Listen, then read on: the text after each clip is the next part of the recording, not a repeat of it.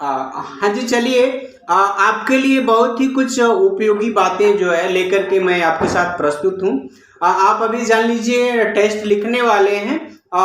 जैसे कि आपको पता ही है कि गूगल फॉर्म पे टेस्ट हो रहा है। तो आप जो पाठ पढ़ रहे हैं, जो भी लेसन पढ़ रहे हैं, चाहे वो पोयम है या स्टोरी है, तो उससे संबंधित आपको प्रश्न पूछे जाएंगे।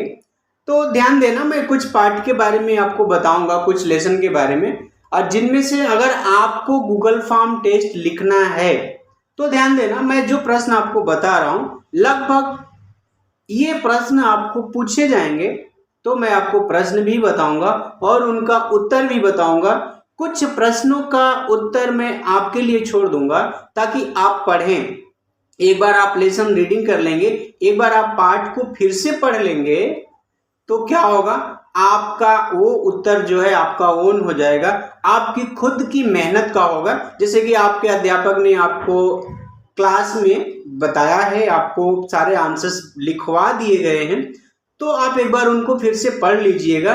और ध्यान देना, लेसन पढ़ाते समय ना, पाठ को पढ़ाते समय आपके अध्यापक या अध्यापिका बीच में बताते रहते हैं कि इन बातों को आप अंडरलाइन कर लीजिए, यहाँ रेखांकित कर लेना। तो आपको ध्यान देना होता है। एक अच्छे विद्यार्थी की ये पहचान होती है कि आप पढ़ने बैठते हैं ना कोई भी कहानी या कविता, तो अध्यापक चूंकि आपको बार बार नहीं बताएंगे, आपको एक बार, दो बार, तीन बार बता दिए कि हाँ आपको पेन पेंसिल ले लेना चाहिए और जो शब्द कठिन लगते हैं उनको अंडरलाइन कर लेना चाहिए, वहाँ रेखा खींच लेनी चाहिए या एक सर्किल, एक गोला लगा लेना चाहिए, ताकि आपको बाद में अगर कुछ लगता है कि ये शब्द का अर्थ क्या है। देखिए ध्यान देना, एक बात और मैं बता दूं आपको, कई सारी बातें ये होती है ना कि जब हम अध्यापक जी के साथ, अपने अध्यापक के साथ पढ़ रहे होते हैं, तो वो जो कुछ बातें बताते हैं, कुछ बातें, किसी शब्द के अर्थ अगर वो नहीं भी बताते हैं ना, तो हमें उसका अर्थ समझ में आ जाता है कि हाँ इसका अर्थ ये होगा। लेकिन कुछ समय के बाद वो बात हम फिर भूल जाते हैं। उस समय जो बात, जो शब्द हमें आसानी से समझ में आ जाता है, कुछ समय के बाद जो है ना हम भूल जाते हैं कि इसका क्या है।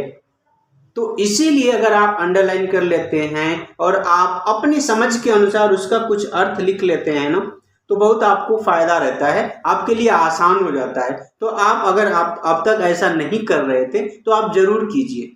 जब भी आपको लेसन पढ़ाया जाए तो आप पेन पेंसिल जो भी है आप ले लीजिए। ध्यान देना, पेंसिल रहेगा तो उचित रहेगा, अच्छा रहेगा। पेन से आपकी रीडर भी जो है ना अंडरलाइन करेंगे, कुछ लिखेंगे तो वो खराब हो जाएगी। हो सकता है आप पहली बार कुछ गलत लिख दिए, तो पेन से लिखे हैं, फिर कट करना और क्या है, भद्दा दिखने लगेगा। तो ध्यान देना, आप, आपकी किताब से भी आपकी पहचान होती है कि आप कितना अच्छा स्टूडेंट हैं। अगर आपकी नोटबुक, आपकी रीडर नीट है तो समझ में आ जाएगा, जो भी आपकी बुक देखेगा नीट है। ध्यान देना, पढ़ना लिखना भी है, ये नहीं कि आप वो बुक को खाली रख लिए और जैसे जस का तस रखे हैं कि आपकी बुक नीट है, तो ये भी नहीं होना चाहिए। उस बुक को आप यूज कर रहे हैं फिर भी नीट है, फिर भी सुरक्षित है, साफ सुथरी है, तो वहां आपकी काबिलियत दिखती है। चलिए देखिए, मैं आपको आज की वीडियो में ये बताने जा रहा हूं, कक्षा 6, कक्षा 7 और कक्षा 8 इन तीनों क्लासों के लिए उपयोगी वीडियो है। ध्यान देना, आप कक्षा 6 यानी क्लास 6, 7th एंड 8th के लिए एक एक लेसन से संबंधित प्रश्न और उत्तर मैं बताऊंगा, जो आपको बड़ा ही मदद करेगा, आपके लिए उपयोगी होगा। ध्यान देना, आपको ये तीनों क्लास का मैं बताऊंगा, तो इसलिए आप, एक बात और है कि हर क्लास की कुछ बात जो मैं बताऊंगा उसमें मैं व्याकरण भी बताता रहूंगा। तो अब ये मत समझना आप कि मैं क्लास 6 का बता रहा हूं तो 7th में मैं हूं तो मेरा क्या काम है, ऐसी बात नहीं है। उसमें मैं जो ग्रामर बताऊंगा वो ग्रामर आप में भी पूछा जा सकता है, ठीक है। व्याकरण के प्रश्न आप चाहे 6th में, 7th, 8th, 9th, 10th या +1 +2 में है, तो व्याकरण का जो प्रश्न है और जो उत्तर है वो आपके लिए, हर क्लास के लिए उपयोगी है। तो इसलिए आप पूरी वीडियो ध्यान से देखिएगा, समझिएगा। और एक बात और बता दूं, अगर आपका मित्र भी आपकी क्लास में है तो आप उन्हें भी ये वीडियो शेयर कर सकते हैं, ताकि उनकी भी मदद हो, उन्हें भी कुछ बातें, कुछ क्या बोलेंगे, एक्स्ट्रा नॉलेज हो जाए। चलिए मैं पहले बताता हूं आपको, एक पार्ट है किस्सा बरसाती ताल का, कक्षा 6वीं में है, किस्सा बरसाती ताल का। इसके लेखक हैं रस्किन बॉन्ड। ध्यान देना, आपसे पूछा जा सकता है कि किस्सा बरसाती ताल का पाठ के लेखक कौन हैं। तो यहाँ पे इस समय कुछ आपसे और आगे प्रश्न पूछता हूं। सबसे पहले इसमें प्रश्न पूछा जा सकता है, ध्यान दीजिए, कि लेखक पहली बार तालाब पर किसके साथ गए। तो आपका उत्तर क्या होगा, आप उत्तर क्या लिखेंगे।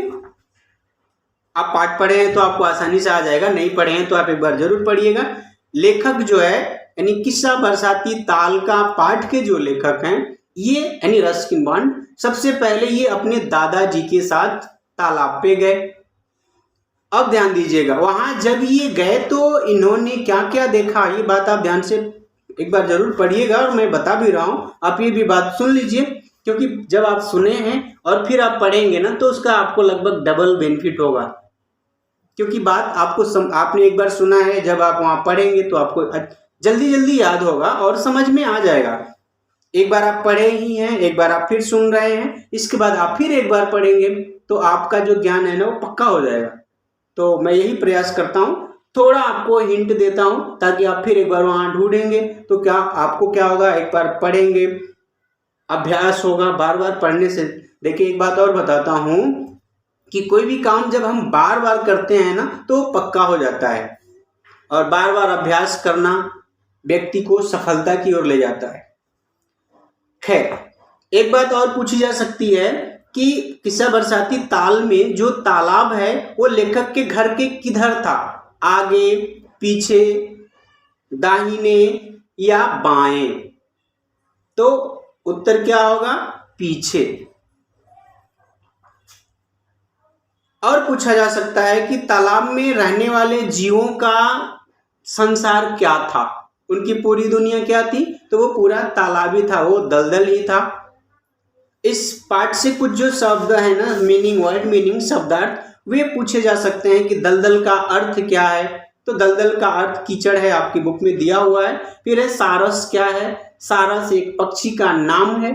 सारस पक्षी की विशेषता पूछी जा सकती है कि उसके पैर कैसे होते हैं। सारस पक्षी जो है, अगर सारस पक्षी का एक मित्र अगर बिछड़ जाता है तो दूसरे की क्या दशा होती है, ये इसमें अच्छे से बताया गया है कि दूसरा उसी जगह पे बार बार ढूंढने जाता है और अपने मित्र के न मिलने पर बेचारा प्राण भी त्याग देता है।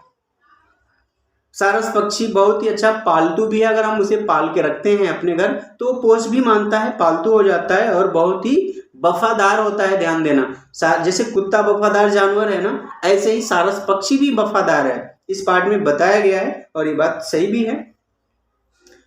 इसमें और पूछा गया है कि लेखक जब तालाब में जाते थे, तालाब पर जाते थे तो वे कौन सा फूल तोड़ते थे, यानी जो फूल तोड़ते थे उसका नाम क्या है, तो उसका नाम है कुमुदनी। लेखक के साथ या लेखक को तालाब पर कौन मिला, किसके साथ इनकी मित्रता हुई, दोस्ती हुई, तो एक रामू नाम का लड़का था। लेखक तैरना नहीं जानते थे, लेखक को तैरना किसने सिखाया, रामू ने सिखाया।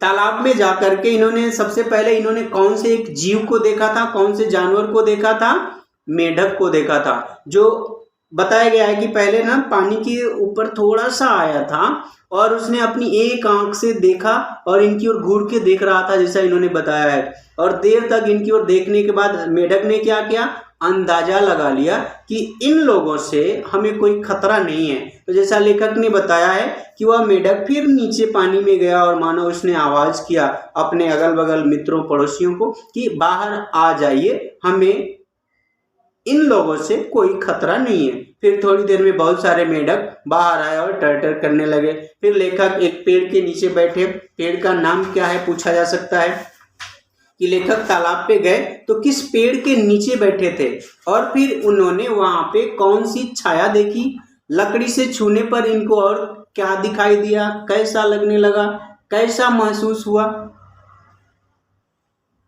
उसके बाद लेखक जब कभी काई में गिर जाते थे तो अपने घर ये किस रास्ते से जाते थे, कैसे जाते थे, काई क्या होती है ये पूछा जा सकता है। गुसल खाना क्या होता है ये पूछा जा सकता है। फिर है कि लेखक को यह बात किसने बताया कि पशु और पक्षी भी प्रेम की भाषा समझते हैं, हमें इनसे प्रेम करना चाहिए, इनकी सुरक्षा करनी चाहिए। ये बात किसने बताया? दो लोगों ने बताया था, ध्यान देना। पहले तो इनके दादाजी ने भी बताया और दूसरा वो लड़का रामू जो कभी स्कूल नहीं गया था, फिर भी उसको बहुत अच्छा ज्ञान था कि हमें प्रकृति के साथ जुड़ के रहना चाहिए और इस प्रकृति में जितने भी जीव जंतु हैं सबके साथ हमें अच्छा व्यवहार करना चाहिए। ठीक है, तो ये हो गई ये बात। दूसरी बात ये है, ध्यान दीजिएगा आप, इसमें जो भी इससे संबंधित व्याकरण है ना, व्याकरण से यानी किसी शब्द का जो पाठ में आया है कुछ पर्यायवाची पूछा जा सकता है। जैसे इसमें पक्षी आया है, पशु आया है, तालाब आया है, घर आया है, तो इनके पर्यायवाची शब्द पूछे जा सकते हैं। आप इनके एक बार पढ़ लीजिएगा, हमने बहुत बार बताया है और भी वीडियो है हमारे चैनल पे इस पे जिसमें पर्यायवाची शब्द बताया गया है, तो आप वहां चाहे तो देख सकते हैं। अब हम बढ़ते हैं आगे एक अगली क्लास की ओर। देखिए सेवेंथ क्लास में अगर आपको कोई टेस्ट लिखना है, ध्यान दीजिएगा, और आपके लिए पोर्शन में आपको मान लीजिए दिया गया है कि लड़के से लड़की भली पाठ से आपको टेस्ट देना है। तो लड़के से लड़की भली पाठ के लेखक कौन है, पहली बात ये पूछा जाएगा कि भाई इसके लेखक कौन है। तो अगर आपको पता है तो एक बार आप बताइए कि लड़के से लड़की भली पाठ के लेखक कौन है। सोचिएगा एक बार, अच्छे से ध्यान दीजिएगा, आपको कंफ्यूज किया जाएगा कैसे। उस पाठ के जो लेखक हैं उनके नाम की स्पेलिंग में, वर्तनी में छोटी की मात्रा, बड़ी की मात्रा, जो भी है आप समझ जाइए सही क्या है। आप एक बार देखिए और कई बार प्रैक्टिस कीजिए।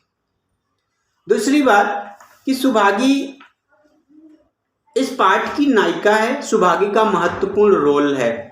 सुभागी के जन्म लेने पर उसके पिता ने क्या किया, सुभागी के भाई का नाम क्या है, सुभागी के भाई का व्यवहार कैसा है, सुभागी की भाभी का व्यवहार कैसा है, सुभागी की मदद कौन करता था, सुभागी के पिता का अच्छा दोस्त कौन है, सज्जन सिंह का व्यवहार कैसा था, सज्जन सिंह उस गांव के क्या थे, सज्जन सिंह सुभागी के पास क्या प्रस्ताव लेकर के आए थे, या सज्जन सिंह सुभागी के पास जो प्रस्ताव लेकर के आए थे तो क्या सुभागी ने उसे स्वीकार किया, हाँ या नहीं, या फिर बाद में बताऊंगी, ऐसा ऑप्शन दिया जा सकता है कि हाँ, नहीं, बाद में बताऊंगी। तो आपको ये पाठ ठीक से पढ़ना है, समझना है और इन मुख्य बातों को अच्छे से याद कर लेना है, एक बार दो बार। और एक बात बता दूं कि जब सुभागी की माँ यानी रामू की भी माँ बीमार थी, नाम क्या है उनका, लक्ष्मी, तो जब लक्ष्मी बीमार थी उसकी मतलब मृत्यु काल नजदीक था, मृत्यु के कगार पे थी, तो उसने या उसका पैर छूने कौन आया था और उसने क्यों मना कर दिया, या लक्ष्मी ने किसको पांव छूने से मना किया और क्यों, ये बात आप अच्छे से समझ लीजिएगा। इस पाठ में अपने माता पिता से अलग कौन रहने लगा, सुभागी घर के क्या क्या काम करती थी, सुभागी ने भैंस खरीदा क्यों, क्या सुभागी दूध पीती थी, क्या सुभागी को दूध पसंद था, ये प्रश्न आपसे पूछा जा सकता है और उसी से संबंधित ऑप्शन दिए जाएंगे जो आपको क्लास में बताया गया है। तो आप एक बार जरूर पढ़िए कि क्या बताया गया है, या सोचिए कि हाँ आपके अध्यापक ने आपको क्या बताया है। मैं बता दूं आपको, सुभागी को दूध पीना पसंद नहीं था। जब वो अलग रहने लगा उसका भाई, तो सुभागी अपने माता पिता के साथ रह रही थी, तो उसने अपने बूढ़े माता पिता की मदद, उनके अच्छे स्वास्थ्य के लिए भैंस खरीदी थी, ताकि उनको दूध मिलेगा और स्वस्थ रहेंगे। माता पिता की 13वीं या उनके काम के लिए सुभागी ने किससे उधार लिया था? सुभागी ने किस प्रकार उधार चुकता किया, यानी कैसे चुकाया, ये आपसे पूछा जा सकता है।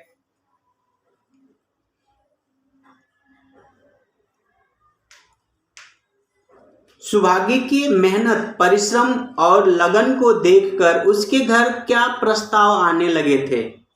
ध्यान देना, शादी के प्रस्ताव आने लगे थे। बहुत से लोग सुभागी के घर रिश्ता लेके आने लगे थे कि हमें सुभागी से शादी कर लेनी चाहिए। क्यों? क्योंकि सुभागी बड़ी ही मेहनती है, लक्ष्मी स्वरूप है। ये जिस घर में रहेगी उस घर में खुशहाली ही खुशहाली रहेगी। और उसी पाठ से संबंधित आपको व्याकरण पूछे जाएंगे, तो ध्यान दीजिएगा, आप व्याकरण भी पढ़िएगा। जैसा कि उस पाठ में कुछ शब्द बताए गए हैं उनसे संबंधित, जैसे खेत का पर्यायवाची शब्द क्या होगा, घर का पर्यायवाची शब्द क्या होगा, दूध का पर्यायवाची शब्द क्या होगा, मेहनती का विलोम शब्द क्या होगा। तो इस तरह के व्याकरण से आपको कुछ प्रश्न रहेंगे। और उस पाठ में भी अगर है, ध्यान देना, आप कक्षा 6वीं 7वीं जिसमें भी हैं, 8वीं में आपको कुछ मुहावरे भी पूछे जाएंगे जो उस पाठ में बताए गए। तो ध्यान देना, अगर कहीं मुहावरा है 2 3 4, तो उनमें से कोई नहीं तो कोई आपको जरूर पूछा जाएगा। अगर 3 मुहावरे हैं, 3 में से एक आपको जरूर पूछा जाएगा। आप चाहे किसी क्लास में हैं, ध्यान देना आप, तो अगर आपके पाठ में मुहावरा है तो आप उसे जरूर पढ़ लीजिएगा। अब हम आगे बढ़ते हैं। अगर आप ध्यान देना, यहाँ से आपको ये ध्यान देना है कि अगर आप कक्षा 8वीं में हैं और देश प्रेम के दाम पाठ आप पढ़ रहे हैं, पढ़ लिए हैं, और आपको उस पाठ से टेस्ट लिखना है, तो आपको किस तरह के प्रश्न पूछे जा सकते हैं? लेसन एक्सप्लेन करते समय, पाठ पढ़ाते समय, पाठ की व्याख्या करते समय आपके अध्यापक आपको बताए होंगे। आप उन बातों को बिल्कुल ध्यान में रखिएगा। और कुछ बातें आपको फिर मैं बता रहा हूं, आप ये भी सुन लीजिए। इस पाठ के लेखक का नाम पूछा जा सकता है कि देश प्रेम के दाम जो पाठ है, इसके लेखक कौन है? ध्यान देना, लेखक और कवि, अगर कहानी है तो लेखक, कविता है तो कवि। तो इस बात का आप बिल्कुल ध्यान देना, कहीं ना कहीं आपको यहां भी कंफ्यूज किया जाएगा। एक बात है, देश प्रेम के दाम, इस कहानी के कवि जो लेखक जो हैं, सॉरी ध्यान देना, देखिए इसके जो लेखक हैं विभूति पटनायक जी हैं। विभूति पटनायक जी ने इस पाठ को बड़ा अच्छे ढंग से प्रस्तुत किया है। चलिए, इस पाठ में एक बात यह है कि जहां भी मुहावरे आए हैं आप उनको अच्छे से याद कर लीजिएगा। जो शब्दार्थ है ना, वर्ड मीनिंग जितने भी हैं, आप उनको बिल्कुल अच्छे ढंग से प्रैक्टिस कर लेना, देख लेना कि उसकी क्या स्पेलिंग है, उसकी वर्तनी क्या है। देखिए, स्पेलिंग को वर्तनी कहा जाता है हिंदी में, तो कौन सी मात्रा है, कौन सी अक्षर है, इस बात को आप बिल्कुल अच्छे ढंग से समझ लीजिएगा। जैसे पूछा जा सकता है आपसे कि निर्लिप्त का अर्थ क्या है, परिवेश का अर्थ क्या है, छद्मवेश का अर्थ क्या है, भूमिगत शब्द का अर्थ क्या है, नाहक शब्द का अर्थ क्या है। तो इस तरह आपसे शब्दार्थ पूछे जा सकते हैं। उसके बाद है देश प्रेम के दाम, कहानी किस समय की है, किस सन की है, यानी कौन से ईयर की है, किस राज्य की है। फिर पूछा जा सकता है कि छद्मवेश में कौन रहते थे और क्यों रहते थे। नारायण दास जी का व्यवहार कैसा था, ये पूछा जा सकता है आपसे। नारायण दास जी देश को आजाद कराने के लिए कितने साल जेल में रहे थे। नारायण दास जी के बेटे का क्या नाम था, उनकी पत्नी का क्या नाम था। नारायण दास जी की बहू का तबादला कहाँ हुआ था, यानी ट्रांसफर कहाँ हुआ था। नारायण दास की बहू और इनका जो बेटा है नारायण दास जी से ये लोग क्या चाहते थे। इन दोनों ने यानी बहू और बेटा ने नारायण दास जी से क्या रिक्वेस्ट किया था, क्या प्रार्थना किया था, क्या निवेदन किया था, पूछा जा सकता है क्योंकि ये पाठ में है।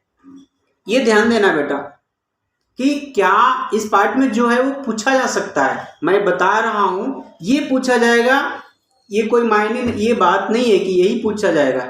इस पाठ में ये है इसलिए ये पूछा जाएगा या पूछा जा सकता है, ये बात ध्यान देना। मैं बोल रहा हूं इसलिए नहीं कि ये पूछा जा सकता है या पूछा गया है। इस पाठ में ये बात दी गई है इसलिए यह पूछी जा सकती है। ध्यान देना ये बात कि इस पाठ में है तो पूछा जाएगा, इसलिए हमें पढ़ना चाहिए। और बात बताता हूं आपको, नारायण दास जी के सबसे अच्छे मित्र का नाम पूछा जा सकता है कि उनका सबसे अच्छा मित्र कौन था। जब ये जेल में बीमार रहते थे तो इनका पैर कौन दबाता था। जब इनकी बहू पैर दबा रही थी तो इनको किसकी याद आई। नारायण दास जी किस प्रकार पकड़े गए, कैसे अरेस्ट किए गए। नारायण दास जी थोड़े ही समय के लिए घर आते थे तो क्यों घर आते थे, थोड़े ही समय के लिए क्यों घर आते थे, फिर इनको जेल में क्यों जाना पड़ता था। और एक बात है कि नारायण दास जी और अन्य दूसरे स्वतंत्रता सेनानियों में क्या अंतर है, ये बात पूछी जा सकती है। और इस पाठ में बड़े अच्छे ढंग से समझाया गया है, आपको आपके अध्यापक ने समझाया है। ध्यान देना, मैंने तो बहुत अच्छे से समझाया है, बहुत सारा उदाहरण दे करके कि दूसरे स्वतंत्रता सेनानी क्या कर रहे हैं आजाद होने के बाद और नारायण दास जी ने क्या किया।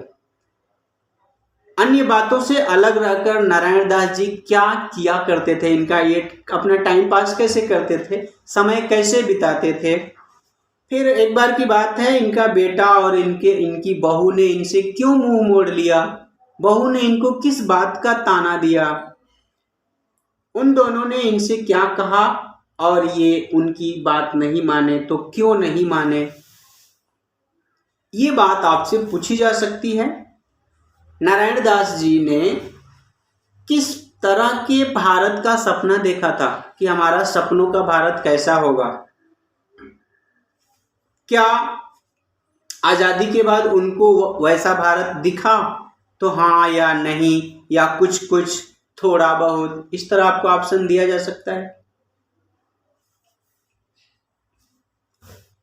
नारायण दास जी को सरकार ने क्यों भत्ता दिया, कितना भत्ता दिया,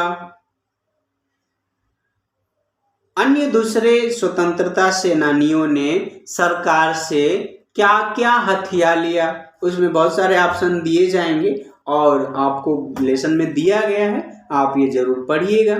अब एक बात और आपको बता दूं, जो भी बात मैंने आपको बताया, प्रयास किया, आप इन बातों को ठीक से समझिए और आपके लिए अगर लगता है ना कि आपको उपयोगी है, हाँ आपने कुछ सीखा, आपको इससे फायदा है, तो मैं और क्या कहूँ, बनता है कि आप लाइक करें इस वीडियो को और आप अपने मित्रों को भी शेयर कर दें, क्योंकि ध्यान देना ये जो चीज है ना, देखो ज्ञान बांटना चाहिए। आपको फायदा हुआ, आप अपने मित्र को भी फायदा करें, उन तक पहुंचाएं। और एक बात है कि इस चैनल पर आप चाहे सीबीएसई पढ़ते हैं या आईसीएसई बोर्ड पढ़ते हैं या एसएससी बोर्ड पढ़ते हैं, हर बोर्ड की पूरी किताब का जो भी बोर्ड ने निर्धारित किया है ना, मैंने पूरा अच्छे से वर्णन किया है। जो आप 10th बोर्ड परीक्षा में लिखेंगे, बोर्ड एग्जाम लिखेंगे, तो उसमें आपका क्या क्या पोर्शन है मैंने फुल बताया है आपके पूरे सिलेबस का, चाहे वो कविता है या कहानी है। तो आप एक बार प्ले लिस्ट में जरूर देखिए, आपकी किताब का नाम लिखा गया है, आप वहाँ पे पढ़ सकते हैं पूरे लेसन, कौन सा लेसन कैसे बताया गया है, और एक लेसन की कई सारी वीडियो हैं, तो आप उसका फायदा जरूर उठाएं। अगर आपका बड़ा भाई अगली क्लास में है, आप 6वीं 7वीं 8वीं में, आपके बड़े भाई या आपके कोई कजन ब्रदर संबंधी जो है 9th में है, 10th में है या +1 +2 में है, तो आप उनको ये बात बता सकते हैं। आप इस प्रकार उनकी मदद कर सकते हैं कि हाँ आप ये चैनल पे देखिए और मेरा प्रयास आपको अच्छा लगा तो आप कीजिएगा। मेरी बात से अगर आपको कहीं ना कहीं कुछ फायदा होता है तो इसी में मेरा सुख है। मुझे इसी से आनंद मिलता है कि मैं आपकी कुछ मदद कर सकूं और आपसे मैं यही अपेक्षा करता हूं कि आप भी किसी की मदद जरूर करें और कुछ नहीं चाहिए। जैसे होता है ना भाई, हमने आपकी मदद किया और इसके बदले में आप अगर हमें कुछ देना चाहते हैं तो आप भी कुछ किसी की मदद करें। बस यही है परोपकार और सामाजिकता और इंसानियत कि आपने मुझसे कुछ सीखा, आप किसी और को भी सिखाएं और इस वीडियो को शेयर कर दें तो अच्छा होगा। इस तरह भी आप हमारी मदद कर सकते हैं ताकि यह ज्ञान दूसरे तक भी जाए। बहुत सारी बातें हैं, ध्यान देना। आप पढ़ रहे हैं ऑनलाइन ही तो आप क्लास में देखिए, आप हर रोज क्लास जरूर अटेंड कीजिए और जो भी बताया जाता है आप ध्यान से सुनिए। जो भी काम कराया जा रहा है आपको दिया गया, आप वो टाइम पर कर लीजिए, समय पर कर लीजिए। क्योंकि अगर आदमी समय से चूक जाता है ना तो बहुत पीछे हो जाता है और फिर साथ पकड़ने के लिए बहुत मेहनत करनी पड़ती है। क्योंकि जब हम चल रहे थे तो आप हमारे साथ नहीं चल पाए और मैं चल के आगे रह गया, आप पीछे आ गए। तो जब आप चल के यहाँ नहीं आए, पीछे रह गए, तो आपको दौड़ के आना पड़ेगा। तो जब आप चल नहीं सकते हमारे साथ तो आप दौड़ के कैसे आ पाएंगे। तो ये बात ध्यान रखिए कि जो काम जब कराया जाए, जब कहा जाए, आप तब कर लीजिए, अच्छा रहेगा। ठीक है, इसी के साथ मैं आपसे विदा लेता हूं। ऑल द बेस्ट, हमारी शुभकामना आपके साथ है। आप जहां भी रहें स्वस्थ रहें, अपने आसपास स्वच्छता बनाए रखें क्योंकि हमारा स्वास्थ्य स्वच्छता पर ही निर्भर है। अगल बगल साफ सफाई है तो हम स्वस्थ रहेंगे। अच्छा भोजन करें और जैसे कि भाई सामाजिक दूरी बना के रहें। अभी समय खराब ही चल रहा है। चलिए फिर मिलेंगे। धन्यवाद। जय हिंद, जय हिंदी।